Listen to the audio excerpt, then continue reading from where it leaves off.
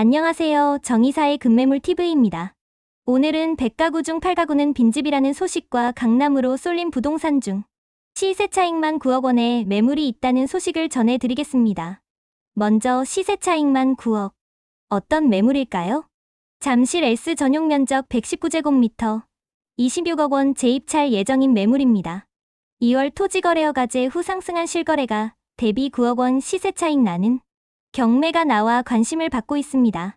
서울 송파구 대장아파트로 꼽히는 잠실 S가 시세보다 9억 원 낮은 가격으로 경매에 나와 주인을 찾고 있습니다. 최근 토지거래허가제가 풀리며 호가가 오른 잠실에서 지난달 최다 입찰자인 87명이 몰린 강동구 헬리오시티의 기록을 뛰어넘는 단지가 나올지 주목을 받고 있습니다.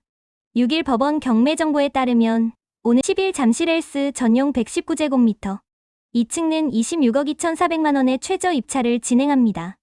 해당 물건은 방 4개, 화장실 2개, 주방 등으로 구성된 대형 평형입니다. 이달 같은 평형의 저층 매물은 35억 5천만 원의 실거래가 이뤄졌는데 이에 비해 9억 2,600만 원 낮은 가격에 경매 시장에 나온 것입니다. 현재 이 세대에는 2022년 전입한 임차인이 거주하고 있습니다. 하지만 채권자가 법원에 제출한 서류를 보면 현 소유자의 가족이 살고 있다는 무상거주 확인서가 있어 인수할 보증금은 없습니다. 이 아파트의 최초 감정평가액은 32억 8천만 원이었는데 지난 1월 감정평가액 기준으로 이뤄진 입찰에 아무도 참여하지 않아 80% 수준인 26억 2,400만 원으로 가격이 떨어졌습니다. 이는 대형 평형의 인기가 상대적으로 낮고 경매 당시 탄핵 정국으로 인한 정치적 불확실성에 거래가 위축된 영향을 받은 것으로 풀이됩니다.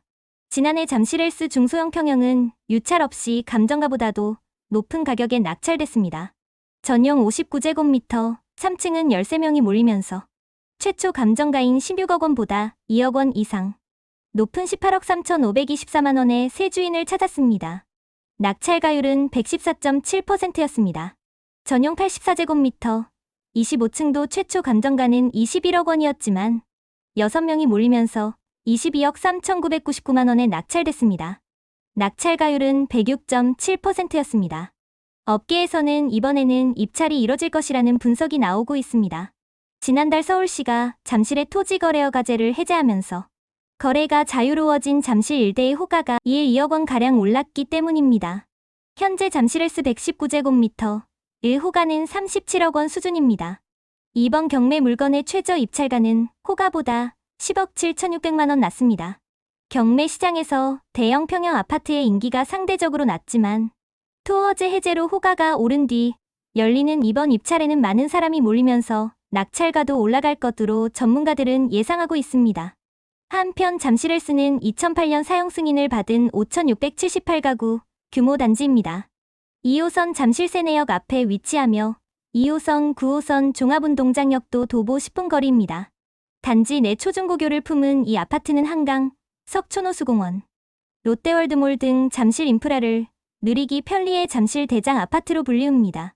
이렇게 강남을 뜨겁게 달구는 동안 전국 지방은 빈집이 날로 늘고 있습니다. 전국 100가구 중 8가구는 빈집이라고 합니다.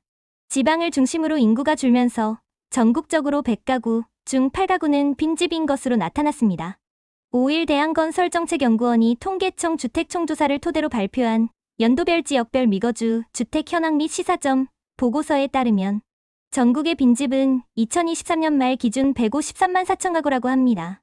2022년에 비해 약 5.7% 늘어났습니다. 2015년 106만 8천 가구이던 전국 빈집은 매년 증가해 2019년에는 151만 7천 가구로 최고치를 기록했습니다.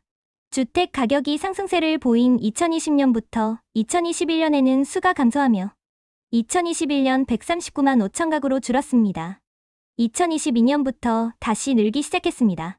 전체 주택 가운데 빈집이 차지하는 비중은 7.9%에 달했습니다.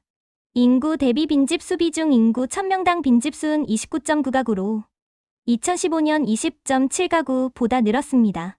특히 전남 67.2가구, 강원 54.0가구, 충남 53.1가구 등 지방의 인구 대비 빈집 수가 많았습니다. 서울이 11.5가구로 가장 적었습니다.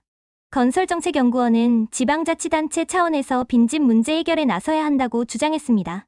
건설정책연구원은 장기적으로 방치되는 빈집은 주변 주택에까지 영향을 끼쳐 안정상 문제와 도시 슬럼화, 범죄, 우발지역 확산 등을 일으킬 수 있다며 지자체에서 저소득층과 청년층 임대주택으로 활용하거나 상업용으로 용도를 전환해 저렴한 임차료로 지역사회에 기여하는 방안 등을 고려해 볼 수 있을 것이라고 설명했습니다. 오늘은 뜨거운 강남 아파트 소식과 점차 늘어나는 빈집을 소개해 드렸습니다. 인구가 줄어드는 만큼 앞으로 서울과 지방의 격차는 더욱 벌어질 것으로 예상되는 바, 인구 소멸 지역에 투자는 신중하시길 바랍니다. 부동산 투자가 수도권으로 몰리고 특히 강남과 마용성으로 몰리는 만큼 더욱더 잘 따져보고 투자하시길 바랍니다. 그럼 오늘 소식이 도움이 되셨다면 좋아요, 구독 부탁드립니다. 제작에 많은 힘이 됩니다. 감사합니다. 다음에 또 만나요.